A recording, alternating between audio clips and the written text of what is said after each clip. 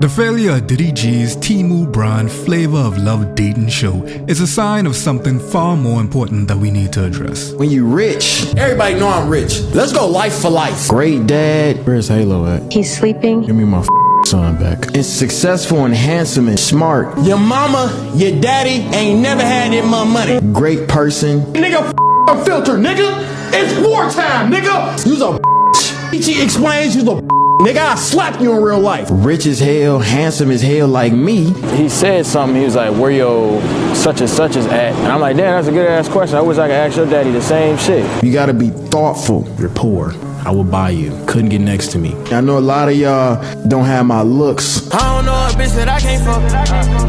I don't know a bitch that I can't fuck. So you got different circumstances, but for anybody that's remotely close to looking as good as me, you gotta be thoughtful. We diving into the satisfying fall of DDG and more importantly, girl content. On today's Foreign Friday. It's a foreign man in a foreign land. Great life and I still be with the baddest. Shazam. Like nigga, you call me what you want, whenever you want. Let's go life for life. Fuck that band for band. Everybody know I'm rich.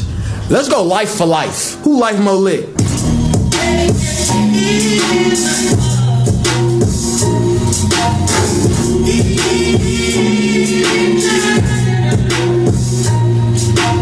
I just want to know why he had to take off his shirt to do this. The shirt was already very porous. It was very holy. This man, with his long, stretch out, wizard sleeve looking of a shirt, could see whole clavicle. Dingy do-rag, nigga, you could afford a better one. DDG, aged 27, is throwing a tantrum like the son he can't see after being cancelled by his own community. This clip right here is foreshadowing what will be a theme throughout. The fact that the money can't unyam you. Oh God. The money can't make you not a yam head, dog. Imagine spending $500,000 on production to make a show for your fans just for everybody to end up hating you. In the wake of what I call spectacle streaming, which are these grand events like Mafia-Fon that's going on right now, Streamer University, which Kai Cenat just announced that he'll be doing another one, Doodoo Garbage took a leaf out of Mr. Beast and created a Dollar Tree brand flavor of love show. A dating show that nobody asked for. And to the surprise of absolutely no one, not even Stevie Wonder himself, it went copper. It went cardboard. I talking lower than roach cock on the charts of streaming. It can't get no views. Talk about my views. We can go view for view right now. I go view for view with any nigga in this chat right now. Nigga, they're your viewers. Probably noticing a trend if you're paying attention. And that very trend is why I believe DDG is actually terrified. It's far bigger than his dating show failing. But before we get into it, trigger warning for stalking and just yamhead behavior. The caption reads, the time DDG found Jilly and I's location and pulled up unannounced. Bugs of it.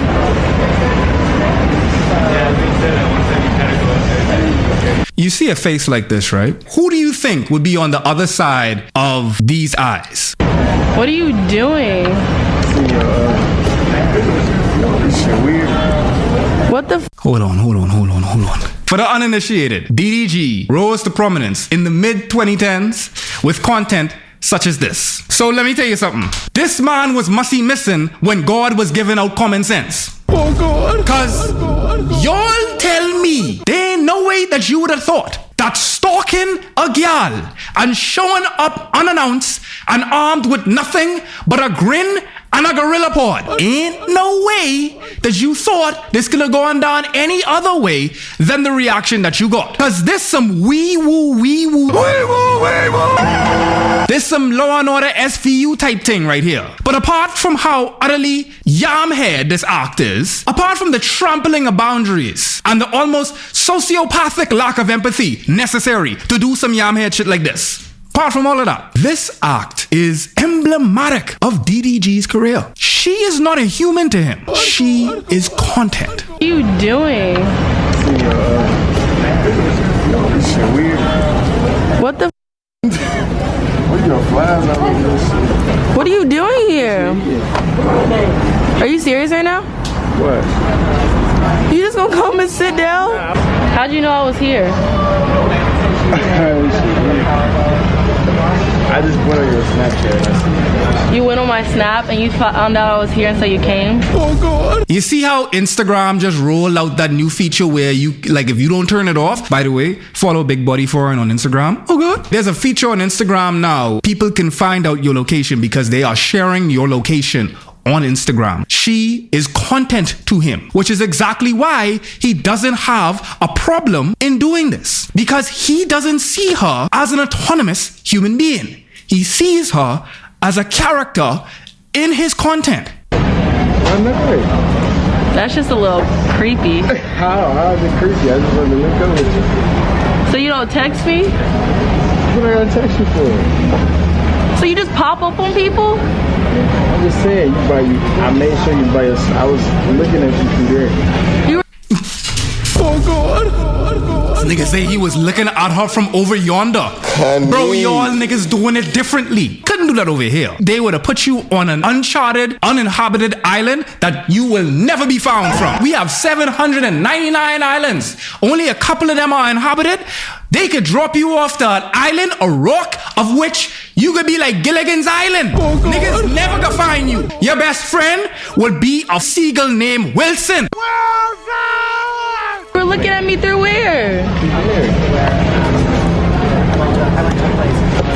So you just be spying on people. This nigga head look like the spores them. Oh God. Cordyceps them. Nigga head look like a clicker for real. Now what if I was with somebody? Your camera making me look like a little weirdo and shit. You just popped up on me while I'm having lunch. That's not weird. You just think how you feel entitled to just pop up on people. I'm just saying, you know, I just want to see.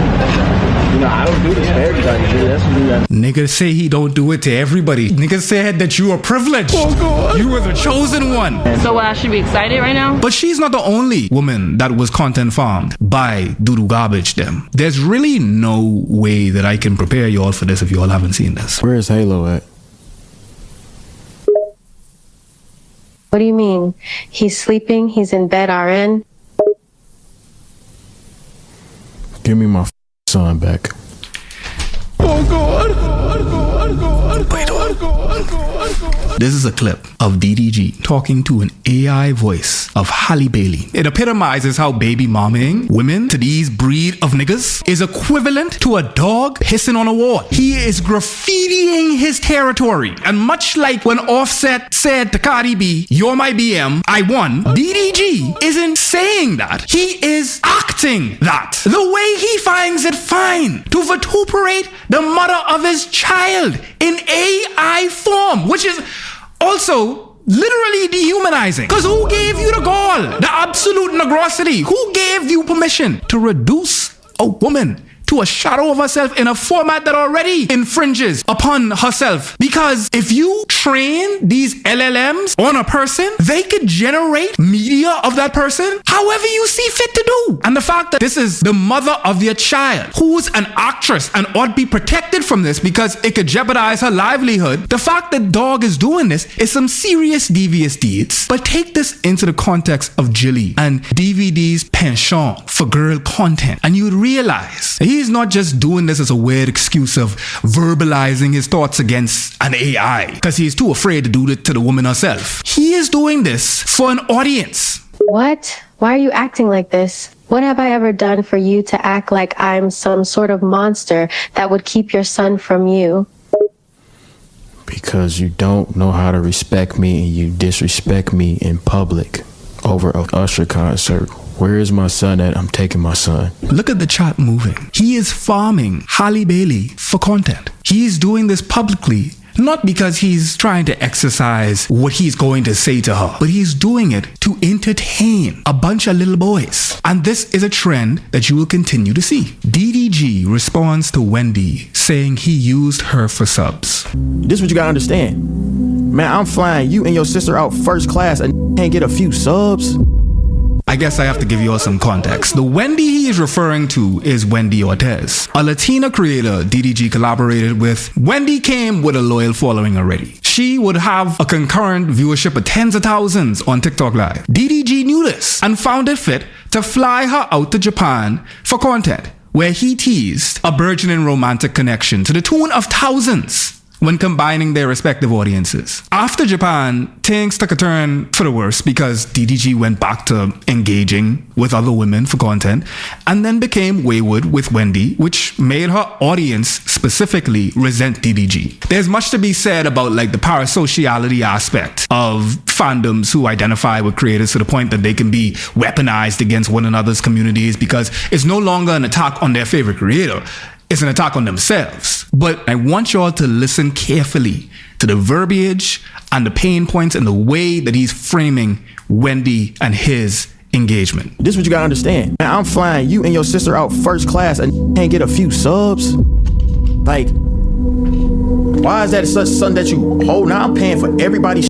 Nobody opened a wallet in Japan. Nobody. Y'all think I made $1 million in Japan? No, I spent $70,000. Literally, if it was just, I can literally show y'all the bro, I'm paying for like everything, food, bam, I'm taking shopping, all types of shit, not asking for nothing. You see Wendy, even when she's not present, is still being farmed for content. DDG understands that stoking beef between their respective communities will engender more engagement, regardless if it's bad or not. Without Wendy even mentioning him anymore, he is still farming her for girl content. Remember, from the 2010s to almost a decade later, he has yet to diversify his style of content. He is lording what he has done transactionally with Wendy over Wendy. It's a manipulative tactic. When a dude buying you a drink or something like that, particular man them think that means that they are entitled to a particular act afterwards as an exchange. Vibes Cartel say exchange ain't no robbery. If a nigga fly you out because of the way that we've been socialized, there's this idea that you therefore consent to anything that comes afterwards, which is a wild thing. Are you being human trafficked? Oh God. Because that's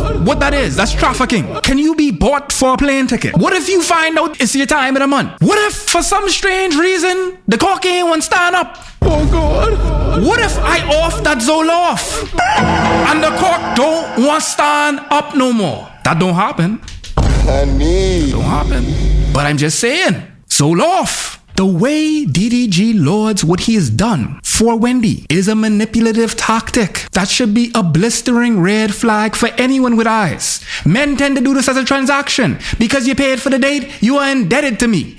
There's this expectation that if I fly you out, you have consented to everything. And that is a dangerous game to play. But in this instant, he is still farming Wendy, even when she's not there, for content. He is not the only one that has made this a genre. You also have, this is like probably the best way to illustrate all of this. You have so many people. You have a smorgasbord of people that would go on to make pretty sizable careers in streaming and in this new entertainment landscape that we have right now. You also have a nigga that's in jail. Oh God. Young Philly over here, all the way in the back there, you know, just smiling. Menacingly. You have Kai Cenat here, you have Drewski, you have Deshae Frost, you have Young Filthy. Damn. What sport you play? I don't play no sports for real. Oh my God.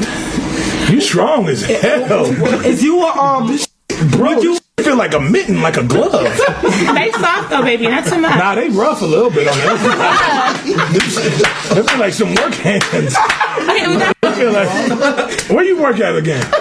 I purposely didn't put in the part specifically in regards to trans allegations. It's unfortunate that to get trans allegations as a cis person is an indictment because it should not be. Beautiful trans folk all across the board. But there are trans allegations levied towards her. And Kai Cenat, Drewski, and to a worse extent, Deshae Frost, alongside a legion of yamheads, use their proximity to women who want a crumb of clout to leverage them into an audience of primarily boys who hold a pre-established misogyny. So seeing women be humiliated like this, and mind you, the laughing isn't necessarily her consenting to what is happening right here. It's a mechanism to coax and to perform on a level of unbotheredness and also to get some safety, because if she were to, stand up and like stand on a square a little bit right here, you don't know what's gonna happen. You in a room full of niggas that probably don't even wash their ass. She has to keep it cute. She has a very tight, claustrophobic space of which she could perform femininity in right here. And I hate the fact that our attention economy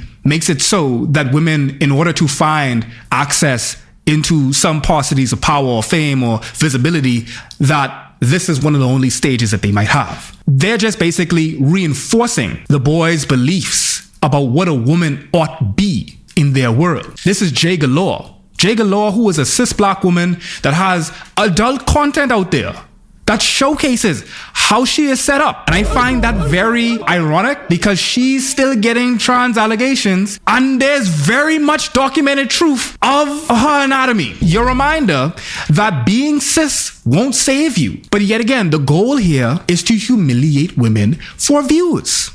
And it's an age-old trope. It's been employed by Hollywood, like Kevin Hart, who is also going on Kai Cenat stream and exemplifies how nothing is new. Content is cyclical. But to the defense of Kai and Deshay, can't believe I'm doing that, but the defense of them, they have since began to mature out of the content, out of the girl content that they've been known for. You know, even I Show Speed, who despite is, still a modern day minstrel, he has himself began to flirt with maturing his content from the barking into some reputable athleticism and engaging with other cultures. The transition of some of these larger creators from girl content is a harbinger for the fall of girl content. But the last bastion of it is unfortunately... I don't know a bitch that I can't fuck. I don't know a bitch that I can't fuck. I don't know a bitch that I can't fuck. I don't know a bitch that I can't fuck. Oh God. It's a very revealing thing to say that you feel as though you entitled to every woman's body that's adjacent to you, that you feel emboldened to say that you don't know a gal that you can't grind. There's definitely gals that you can't grind, so what does it mean? Like how are you grinding them then? While his contemporaries have changed, DDG's whole persona has remained the same. His growth is stunted to his ability to get proximity to the gal them. It's kind of sad. To be empathetic, I would hate to have to perform an ability to get biddies. Confidence is quiet. If you knew you were a genuinely attractive person, then you wouldn't have to keep convincing the world that you are an attractive person. For all the dudes watching, I'm trying to put y'all on game. When you rich and successful and handsome and smart and genius, you got good hair, good genes, great dad, great person, rich as hell, handsome as hell like me, it's too easy to spend money. You feel me? It's too easy to go too crazy. So you gotta think. You gotta be thoughtful. You feel me? I know a lot of y'all don't have my looks, so you got different circumstances. But for anybody that's remotely close to looking as good as me, I can never imagine getting up in front of a camera and glazing myself like this. God. He has totally deluded himself into thinking that he is someone that he is not. This is hurting my prostate. It's clear that girl content is DDG's whole content strategy. But there's another part of his persona that has been glaringly obvious that we need to address. your mama, your daddy ain't never had that much money in their life. And they been working all year, nigga.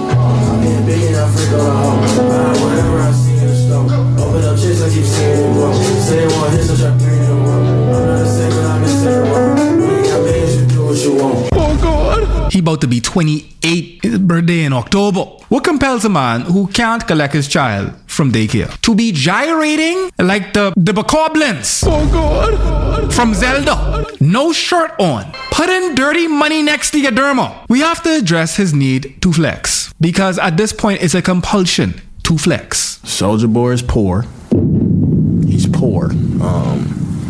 Niggas ain't cranked that since we was yay high, buddy. You're poor. I will buy you. Couldn't get next to me. Given his proclivity to dehumanizing the women he is adjacent to, it's a change of pace to see him extend that to men as well. This clip reveals that his only comeback, his only retort, is money or women. Now, obligatory mention that being broke is no moral failure or commentary on your character. In fact, it is more of a commentary to be disproportionately rich, because there's a certain level of wealth that can only be built off the backs of exploitation. However, many of y'all ought know that if you really have money, the last thing you trying to do is bring attention to it. That makes you vulnerable to people who will rob you. It also robs you of your ability to be empathized with. So God forbid that you actually need help at some point, because people can find it hard to see you as someone who, because you've showboated your wealth, that you are now in need. People People don't care about someone after a whole year of showcasing chains, showcasing cars, showcasing wealth, and performing wealth. And now you have a GoFundMe up. Anyone that has ever been in proximity to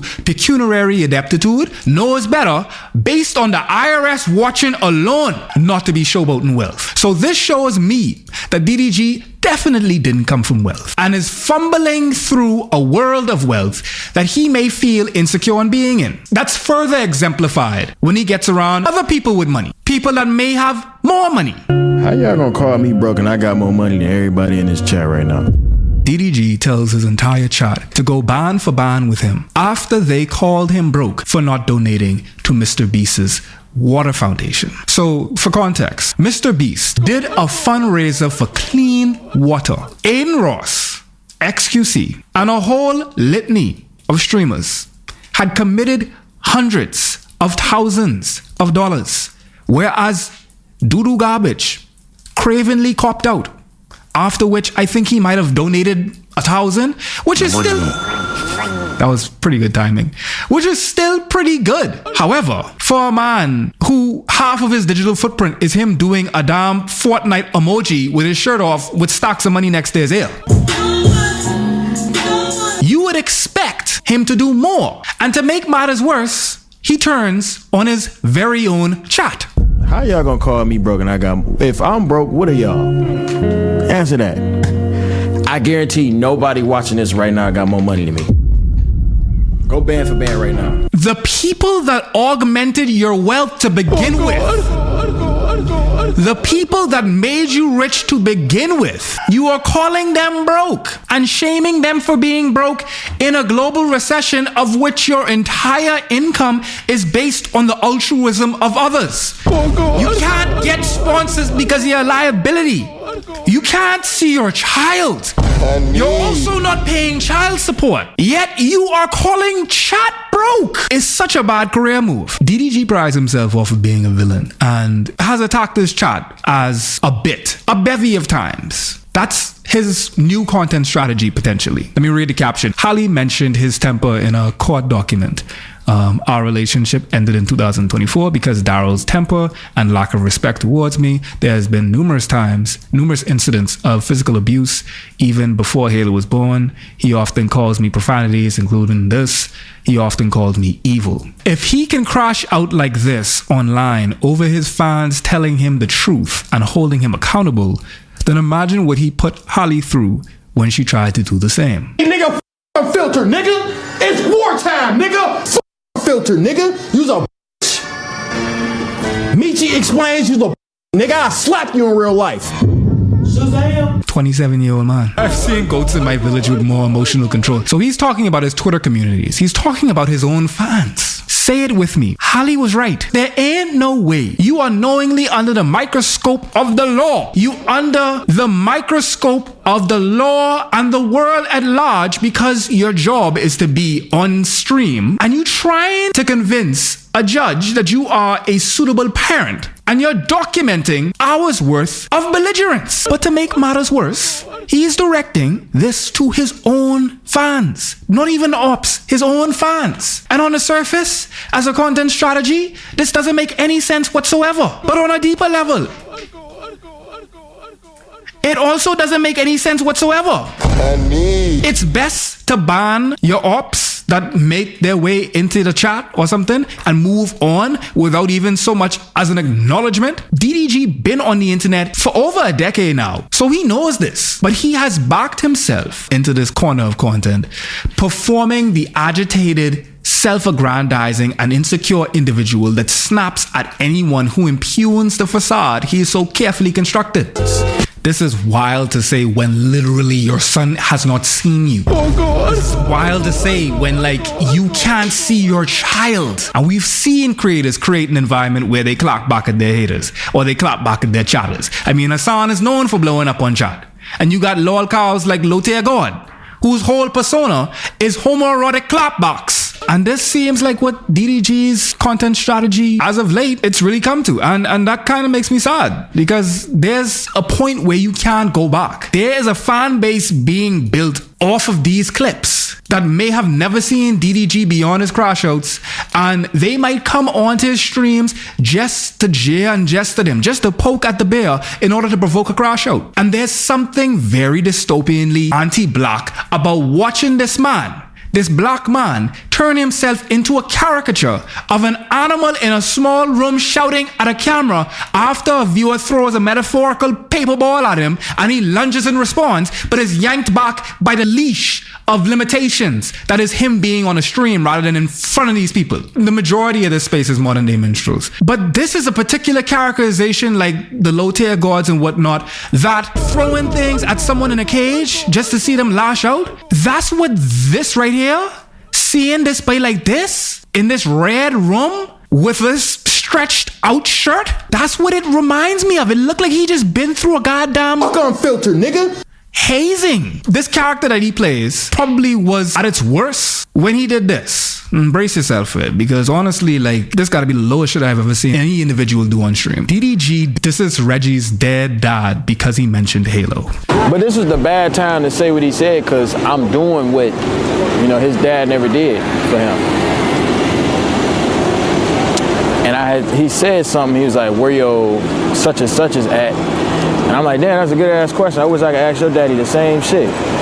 Nigga really thought he did his big one. And for you to forge this simple of a grin, look directly in the camera, seemingly sober, with yet again a shirt that looks like it's being tattered by moths. What is this man's affliction with shirts that look like they're in the lost and found at your local? One thing, let me see what time it is. Time is, I gotta see the reservation. Is it, you know what time the reservation is? I think like 11. What time is it? This is such a loser thing to do. Yes, that is his dad. That is such a sad, pathetic thing for a person to do. Now, I understand that Reggie, he brought up his son. We've seen with public beefs like Kendrick and Drake that everything is fair in war. And that beef has influenced a lot of online culture already in ways that we have yet to reckon with. This being one of them. Because the repugnance of putting the dead relative of someone as the background of your phone, to mock them in front of thousands of people, to commodify the casualty of someone that you considered a friend. I don't know who would watch this without shame. DDG has turned casualty into content. Not much different than them Trap Law Ross or even academics who make videos on King Von as a serial killer or the war in Chirac. There's this dehumanizing vein of social media that has become more mainstream as we've amplified more outrageous content, because the old stuff don't hit no more. It's like when you go down the Guna pipeline and you start with the vanilla stuff and then that stop working for you. You don't get hard at that no more, and then you start consuming even spicier content. Now for some reason you into war and whatnot. Don't talk about it in the chat. I know how y'all go. It's a wild analogy, I agree. But the point is that DDG, his only way to elevate is to make his current content strategy more and more outrageous. Which brings me to, yes, we talking about Are You My Ball? Oh God. DDG made a love show called Are You My Ball, which essentially takes elements from VH1's Flavor of Love and more modern day dating game shows or whatever it is, like the one that Drewski did, and they did it live on Twitch. You had women from multiple states auditioning to get selected to compete to be one of DDG's balls. You see, just me saying it, right? DDG popularized calling women that are in possession of a man their ball as a play on basketball lingo. You can see how dehumanizing this already is. And honestly, at first you gotta levy some accountability to the women that sign up knowing fully well what this is. I'm not gonna infantilize y'all. Y'all are adults. Y'all pay taxes. You're seeing an epidemic where people think the clout is just weighted the same, and it's not. This method of humiliating yourself into fame is a fickle one. Not only do you have people like Cuffum and Dabo who you competing with to to see how humiliating you could get, which, trust me, Dabo and Cuff'em them, they have a humiliation kink at this point. You can't humiliate yourself more than them niggas. But most importantly, you confine yourself to a prison of pillorying yourself for views. It's probably the worst form of audience capture I can think of. Because furthermore, reality dating shows are built off of humiliating the black or the black adjacent woman, period. The basic format, content strategy, and recipe for the majority of these dating shows, I don't care about Love Island, I don't care about all of them shits that is be on VH1, the common denominator is shaming the black woman. Flavor Flav, Rock of Love, even beyond gender with Tila Tequila. The conflict in the content is gamifying love and in turn humiliating someone, and it's often the black or the black adjacent person. So he's basically just bringing Flavor of Love to a different medium and maybe a younger audience that doesn't have a reference point for Flavor of Love and Charm School and all the rest of that, which perpetuates the humiliation ritual by extending it to new victims. Women losers. What's up, loser?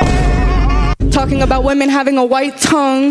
Girl, that tongue is white. Stop it. Or walking past our beds, talking about how they weren't made. It's not made. Like you're better than somebody. I would never move at 30 years old like I'm better than anybody sitting in these chairs. Holding a square and calling out India Love because India Love was brought on this show to essentially be a foil to the entirety of the arrangement. Because keep in mind, this is a dating show. India Love is a love interest of DDG. Patriarchy pits women against one another to be picked. It's a pick-me-a-thon, essentially, which in its own right is all recipes for disaster. But beyond that, in the lineup of baddies, Bad Girls Club, the Zeus Network in general, I know Natalie Nunn is just absolutely seething at the fact that she couldn't do this. They occupy this genre of humiliating women. Out of all of those shows, this show gotta be at the bottom of the barrel. It was an unorganized, uneventful mess that only got worse when DDG made India Love the antagonist. We was all sitting down on the couch. India came in and said, "Hey, losers." I ain't hear her. I picked up my phone. I seen on the motherfucking phone. I ain't know she said all that. So on my motherfucking head, it's like, okay, then it's fair motherfucking game. Because at the end of the day, hey, yo, this is not India show. This is my brothers. We're not doing it. Listen, this is why we're not doing that. Look. She not even here to defend herself. We're not finna do that, all right? Boss battle pick me. India Love, a mom that is in competition with her daughter. That's the best way that I could describe India Love. She is a veteran in the desire economy online, and instead of being a madam of which helps women potentially not be taken advantage of in this desire economy, she is in competition with them, always belittling them, and she brought that to this stage. And when my mama was on the screen judging people fool, what was y'all commenting? Where's India, bro? Where's India? The whole time y'all spamming, where India? She pull up all of a sudden, y'all want to be sad because she eliminated a girl that you ain't gonna touch. You're not in the house. Did you hear what I said? Let me get close. You tripping about a girl that you're never gonna touch. They were there for me. Everyone could have seen this coming like that's so Raven. DDG's fans didn't enjoy the inclusion of India Love. The inclusion of India Love made a bad show even worse. There's a poetic justice of making a career out of women, which is what DDG has done, and then India Love, the Lady Macbeth, the foil to your career, being your downfall. But I feel remorseful for India to an extent. Because while I think India is using DDG, and DDG is to an extent using India, he is using her as the fall guy. And you hear how he's talking about people as though like he owns the contestants, like they were there for her, like for him. Let me get on one knee. You're tripping about a girl that you're never gonna touch, kiss, nothing. Those girls that you're crashing out about in the comments was there for me. And you know what's so funny? They weren't there for him. They were there for clout. There's not many people there that genuinely thought that they were actually going to make a lasting connection with DDG. They were there so they could spin a career because they've seen that as a viable path for getting access to fame. And it's not. It's a false sense of fame. India Love was essentially pit against all of the women as a buffer in between him and the women. So when the show inevitably got called out for being this reductionist parody of women in general, literally calling them balls, she's the one left holding the bag. And then a bunch of people began to come at India rather than the architect behind the entire design. DDG went from Halle to a ran through industry. I'm talking old school ran through. This ain't just started getting ran through. She's been ran through for the last 10, 15 years. I don't want any hate to go to this creator or any creator really, but definitely not this creator because I think that she's a smaller creator too. But she is emblematic of a much larger trend of women that came out against India after Are You My Ball premiered. I also don't think that this is good. I also don't think that it's good that like people out there calling India out her name, calling her ran through, used up, bringing up all of the dudes that she's ever talked to, calling her a BBL bandit, all of the things that are now levied to her because yet again, why was she there in the first place? It was by design. DDG employed India to be a fall guy, to be the person, the lightning rod for everybody to send their hate towards. DDG casted her in a role that put the crosshairs on India's back. And that's not to exculpate her of any accountability because, yet again, don't want to infantilize her. She knew what she was getting into and she performed the role that she did. There was no script for this. She didn't have to act like that. But if they were trying to channel her to be New York, which, I mean, you can't be New York. New York was a contestant originally on Flavor Flav. You are a gal that has been in proximity to DDG from Streaming University. That's like bringing Flavor Flav's wife on to then judge the gals that are trying to talk to Flavor Flav. So even that as a cop-out didn't make any sense. Big up yourself. Flavor Flav himself was a major part of why the show succeeded. Everybody then was funny. This is just clout chasing and insecurity. Also, like a big part of Flavor Flav or the success of Flavor Flav was the idea that he's an undesirable black man. It was never taken seriously to an extent because like the idea was that he was unattractive. And folks might be a little bit too young to know Flavor Flav. Boy, this nigga is she. Flavor Flav was a character, was entertaining, was this caricature of self to the point where it was almost charming. That in itself was attractive. But a part of the appeal of Flavor of Love was Flavor Flav. He was this, what the world had deemed to be an objectively unattractive person. And let's not try to, nostalgia wash Flavor of Love because it was a very misogynoir show. It was very reductionist. It was the epitome of trash reality TV. But it was a good, like probably top tier junk. It was the Five Guys. But I'd be remiss not to note what is at play here, which is what has always been at play with DDG. He uses women for content. Even when the cameras stopped rolling for Are You My Ball, the fallout was an extension of the show. DDG blaming Wendy Ortiz's fan base again for India love hate. I don't even want to say it. I don't even want to bring that fan base back into my orbit. That's the new word I'm gonna use. Fuck the aura shit. I don't want to bring that fan base back into my orbit.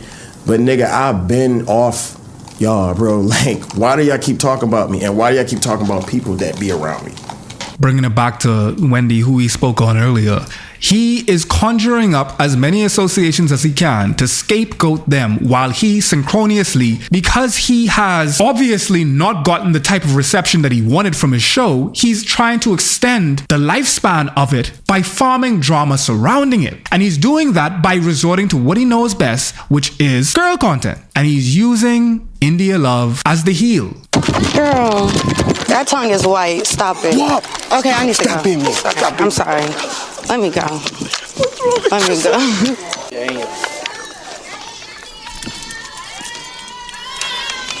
What's up, loser?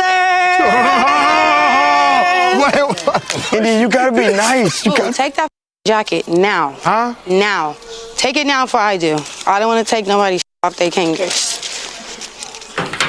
Thank you. When they said that these niggas don't want wives, they want moms. Oh God. Because that's what I look like when my mom tells me to clean the toilet seat because I got pee on it when I was goddamn 10. Like how technology is working right now, within the